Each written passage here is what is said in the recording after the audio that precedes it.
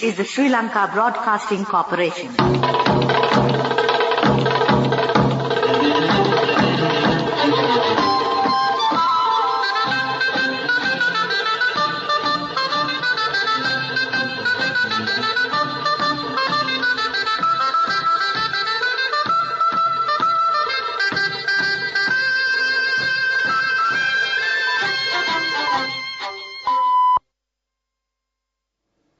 "6:45 a.m.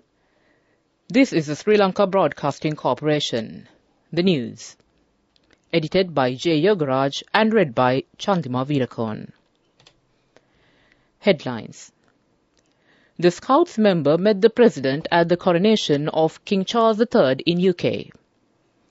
All government employees who submitted nominations to contest the local government election will be appointed back in the service from today. 10 more evaluation centres have been set up to expedite the paper marking of GCE advanced level answer scripts. Special bus and railway services are deployed today for the benefit of the people to return to their working places. Special teams deployed to control spread of dengue, health authorities. Renewable energy integration plan presented to Energy Minister. And on news services, Thailand election, the young radicals shaking up politics. In sports news, Andy Murray beats Tommy Paul in Aix and Provence final for first title since 2019. Local stories in detail. The Scouts member met the President at the coronation of the King Charles III in UK yesterday. The Scout members were invited for the ceremony, met with President Ranil Wickremesinghe and engaged in a cordial discussion. The President said that the Scout members could perform a yeoman's service to solve the problems of the world. The Count members were also involved in social work at the ceremony. State Minister Janaka Wakkumbura says that all government employees who submitted nominations to contest the local government election will be appointed back in the service from tomorrow. Relevant gazette notification has been sent to the Elections Commission. According to the service requirements, they will assign to the nearest office outside the electoral district. Special bus and railway services are deployed today for the benefit of the people who have gone to hometowns during Vesak holidays to return to their working places. The Railway Department said the train services will be operated as usual from today. The evaluation of 2022 GCE Advanced Level Examination answer scripts will be expedited from today. Commissioner General of Examinations Amit Jayasundara said the evaluation of the answer sheets will be started in 10 more centres across the country today. He said the process of evaluation of the GCE Advanced Level papers will be expedited. He added evaluation of answer scripts of some subjects has already commenced despite the strike by the university lecturers. Accordingly, evaluation of answer scripts of Hinduism, Christianity, Hindi civilization, art, dance, oriental music, drama and theatre and Hindi language commenced on the 24th of April. FUTA Chairman Professor Sharma Bannaheka told media that the university teachers are ready to join the process whenever notified by the Commissioner General of Examinations. Meanwhile, the paper marking is expected to move fast as 10 more evaluation centres have been set up for paper marking of GCE advanced level answer scripts. This news comes to you from the Sri Lanka Broadcasting Corporation.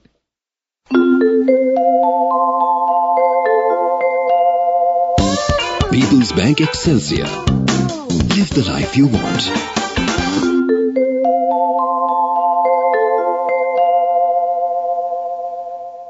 Continuing with local stories, the Ministry of Health has decided to send a special team to the Gampaha district today, the 8th of May, in order to control the spread of dengue. Minister of Health Keheli Rambukwella pointed out that there has been a significant increase in the number of dengue cases reported in the Gampaha district, mentioning that, therefore, it was decided to deploy a special team to decide the immediate measures to be taken to control the situation. In addition, Minister Rambukwella stated that an expert committee has been appointed under the chairmanship of the Director General of Health Services, Dr. Asela Gunawardena, for controlling the spread of dengue across the country. Meanwhile, the governor of the Western Province, Marshal of the Sri Lanka Air Force, Roshan Gunatilaka, emphasized that a task force has already been established to control the spread of dengue within the Western Province.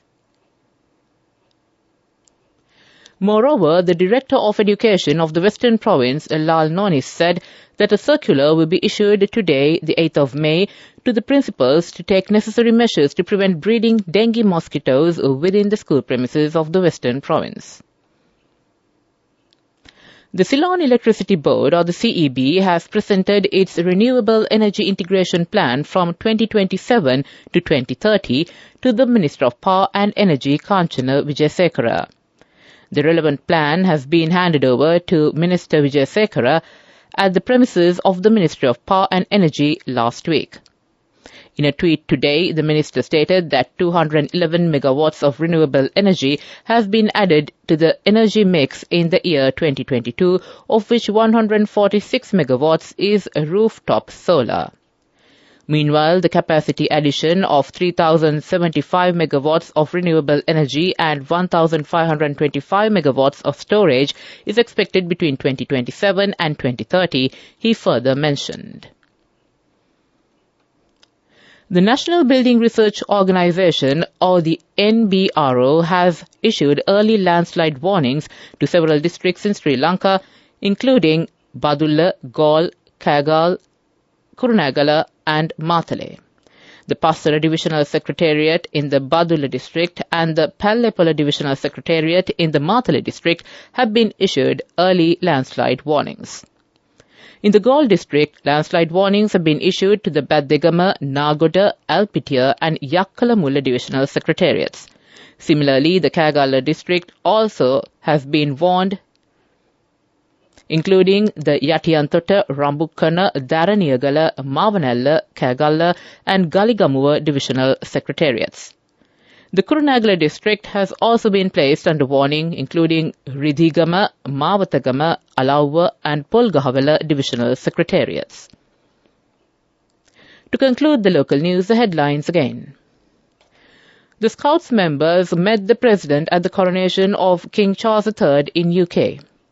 All government employees who submitted nominations to contest the local government election will be appointed back in the service from today. 10 more evaluation centres have been set up to expedite the paper marking of GCE advanced level answer scripts. Special bus and railway services are deployed today for the benefit of the people to return to their working places. Special teams deployed to control spread of dengue, health authorities. Renewable Energy Integration Plan presented to Energy Minister. That concludes the local news. People's Bank Excelsior, a comprehensive banking services package with a branded checkbook as well as debit and credit card exclusively for you. People's Bank Excelsior, for professionals who dare to dream. The main news story is brought to you by Siddhalepa Vedamahatmya.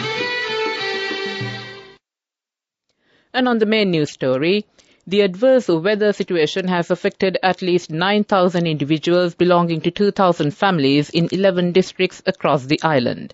Many parts across the country have been receiving heavy rainfall in recent days. During the 24 hours ending 8 a.m. today, the highest rainfall of 31.2 millimeters was recorded from the Negombo area, according to the Met Department. The Disaster Management Centre stated that steps were taken to evacuate residents from the flood-affected areas of Katana, Rubberwatta and Gomaswatta in the Gampaha district. The affected communities were provided with essentials including food with the help of military personnel. Issuing its situation report, the DMC mentioned that 9,276 people of 2,249 families across 11 districts have been affected so far due to adverse weather patterns. Meanwhile, issuing its general weather update for tomorrow, the Department of Meteorology stated that a low-level atmospheric disturbance is likely to develop over the southeast Bay of Bengal area in the next few days. That ends the main news story. The main news story was brought to you by Siddhalepa Vedamahatmya. Moving on to Watchlight. National Dengue Control Unit says nearly 50,000 dengue patients have been reported throughout the country since January this year. Chief Consultant Dr. Sudat Samravera said more than 2,700 dengue patients were reported throughout the country during the course of this month alone. Health officials also said that the numbers of dengue and leptospirosis or rat fever patients are on the increase. They said that there is an apparent increase in the rat fever cases with intermittent rains experienced in several parts of the country. That ends Watchlight. We move on to the world news now. The headlines. Thailand election, the young radicals shaking up politics. Brownsville, 7 dead as car strikes people in Texas border town. Che Guevara, Bolivian General Gary Pardo Salmon, who captured revolutionary, dies. In a cramped shop house in one of Bangkok's nondescript outer suburbs, a small group of volunteers feverishly packed leaflets in preparation for the daily ritual of canvassing for votes. This is the decidedly low-rent campaign headquarters in Bang Bong for Move Forward, the most radical party contesting this month's general election in Thailand.